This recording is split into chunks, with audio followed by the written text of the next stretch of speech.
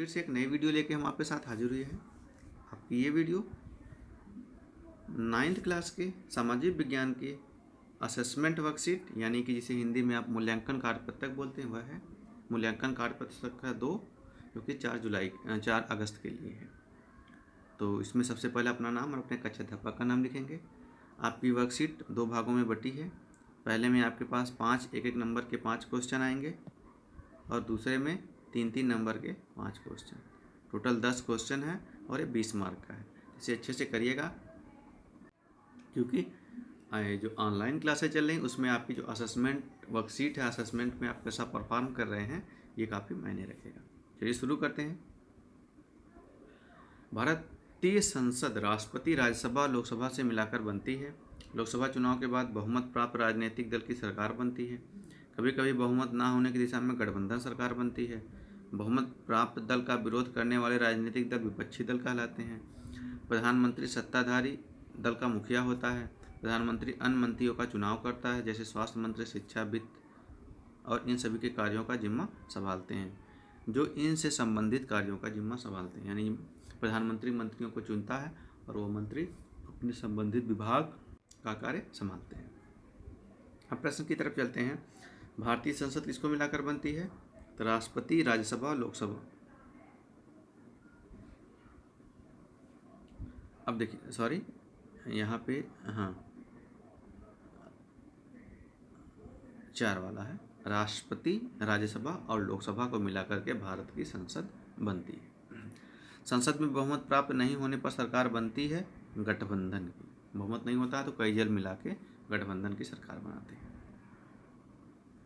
प्रधानमंत्री नियुक्ति करता है उपरोक्त सभी की। प्रधानमंत्री अपने मंत्रिमंडल के सभी मंत्रियों की नियुक्ति करता है, तो वित्त मंत्री, शिक्षा मंत्री और स्वास्थ्य मंत्री को करता है। संसद में बहुमत प्राप्त दल का विरोध करने वाले दल को विपक्षी दल कहा जाता है।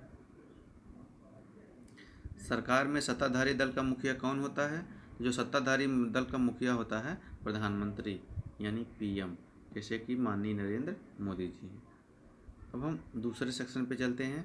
यहाँ पे आपके सामने 5 प्रश्न हैं, 1 2 3 4 5 और इन 3 नंबर के, यानी आपको 3 से 4 वाक्य में इनका उत्तर देना है।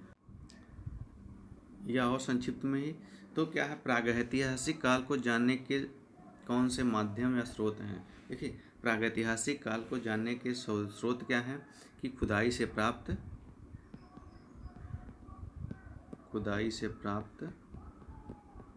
सामग्री, सिक्के, बर्तन,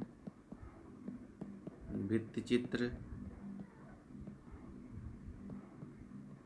आदि। ये आप देखिए, जब हमने आपको जितनी जो वर्कशीट जितनी भी पढ़ाई है तो उन वर्कशीट को अगर आप देखेंगे तो आपको पता चलेगा कि वहाँ पे हमने इतिहास की समझ के बारे में 3 वर्कशीट आई थी, तो ये वहाँ से क्वेश्चन है। तो अगर आपने उसको सही से पढ़ा होगा तो आप यहाँ से उत्तर दे लेंगे।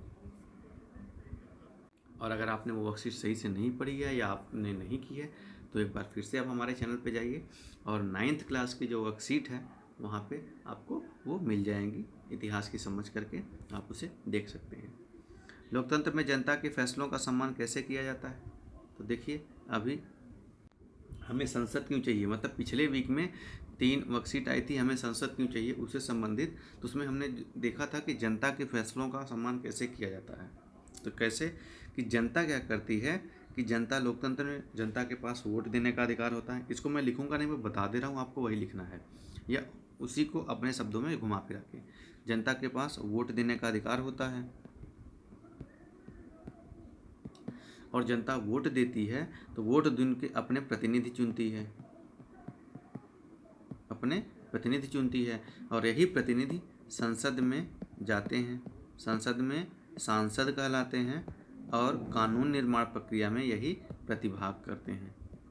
और जनता की जो समस्याएं होती हैं, उनके जो मसले होते हैं, वो संसद में सरकार से जाके प्रश्न पूछते हैं, उठाते हैं और उनको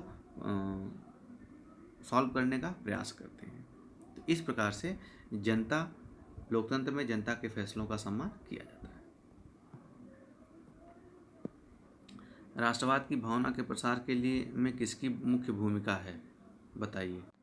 अब ये देखेंगे, जब इतिहास की समझ में हमने प्रश्न आया है, इतिहास की समझ में पढ़ रहे थे कि जैसे ब्रिटिश कैसे आए थे और कैसे राष्ट्रवाद का विकास हुआ था, विवेकानंद थे या जो भी नवजागरण क्या बोलते हैं, राजा राममोहन राय थे, ईश्वर चंद्र विद्यासागर थे, विवेकानंद थे, तिलक थे, तो ये लोगों ने राष्ट्रवाद के विकास में बहुत भूमिका निभाई थी। तो जो राष्ट्रवादी विचारधारा है और नवजागरण काल है और महापुरुषों का, इन लोगों का राष्ट्रवाद की भावना के विकास में मुख्य भूमिका है। तो आप यही लिखेंगे कि राष्ट्रवादी भावना, नवजागरण, राष्ट्रीय भावना और विभिन्न स्वतंत्रता सेनानियों और बुद्धिजीवियों का राष्ट्रवाद की भावना के प्रसार में मुख्य भूमिका है। अब आपके पास आता है 9वां क्वेश्चन। 17वीं शताब्दी में आए यूरोपीय भारत में व्यापारी से राजनीतिक शक्ति कैसे बन गए, वर्णन कीजिए। तो वो व्यापारी के रूप में आए थे, लेकिन जैसे उन्होंने देखा कि भारत में क्या है, भारत में सत्ता केंद्रीय नहीं है,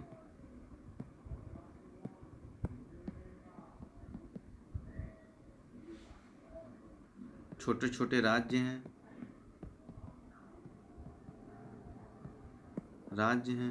और इनमें विरोध है, तो उन्होंने इसका फ़ायदा उठा के इन राज्यों एक एक करके इनमें फूट डाली और एक को जीता और फिर उनको उसकी शक्ति का उपयोग करके दूसरे को जीता। तो धीरे धीरे इन्होंने क्या किया, जो भारतीय राज्यों की जो आपस में लड़ने की जो परंपरा थी और एकता ना होने की जो कमी थी, इसके कारण से व्यापारी आए और यहाँ की कमियों का फ़ायदा उठा के एक राजनीतिक शक्ति के रूप में स्थापित हो गए। संसद में सभी वर्ग के समुदाय के लोगों को राजनीतिक हिस्सेदारी किस प्रकार किया गया है। देखिए, संसद में सांसद जनता द्वारा चुन के आते हैं, लेकिन भारत में जाति व्यवस्था या जो सामाजिक ढांचा है यह काफ़ी भेदभावपूर्ण है, यानी कमज़ोर वर्ग को भी क्या मिले, कमज़ोर वर्ग को भी भारत की संसदीय परंपरा में हिस्सेदारी मिले, इसलिए एससी एसटी के लिए कुछ सीटें आरक्षित की गई हैं। आंग्ल भारतीयों के लिए 2 सीट आरक्षित है, आंग्ल भारतीय को राष्ट्रपति मनोनीत करते हैं।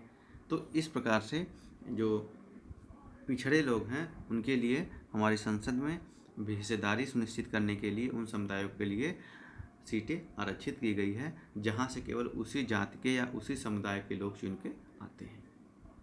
धन्यवाद। तो ये देखिए, आपको इतना उत्तर लिखना है, आप अपने हिसाब से और बढ़ा करके लिख सकते हैं, क्योंकि आपको अभी हमने जो हमें संसद क्यों चाहिए उसमें पढ़ा था कैसे महिलाएं हैं, एससी एसटी हैं, इनको आरक्षण मिला है, तो ये सब चीज़ें वहीं से आई हैं। तो आपकी जो असेसमेंट वर्कशीट आ रही हैं ये कोई उड़ता पड़ता नहीं आ रही है, आप पिछले 1 या 2 वीक में जो पढ़े हो वही दिया जा रहा है, उसे आप ध्यान से पढ़िए, स्किप मत करिए, क्योंकि इसी आधार पे आपकी मार्किंग हो सकती है, आपको नंबर मिल सकते हैं, हो सकता है आपका हाफ ईयरली एग्ज़ाम भी ना हो पाए कोविड के कारण। तो इन सब में ये सब बहुत काम आएंगे। तो इसी वीडियो को देखिए। अगर आप हमारे चैनल पर पहली बार आए हैं तो हमारे चैनल को सब्सक्राइब करिए, बेल आइकन दबाइए ताकि आपको नोटिफिकेशन मिलती रहे, और वीडियो को ज़्यादा से ज़्यादा शेयर करें। Thank you.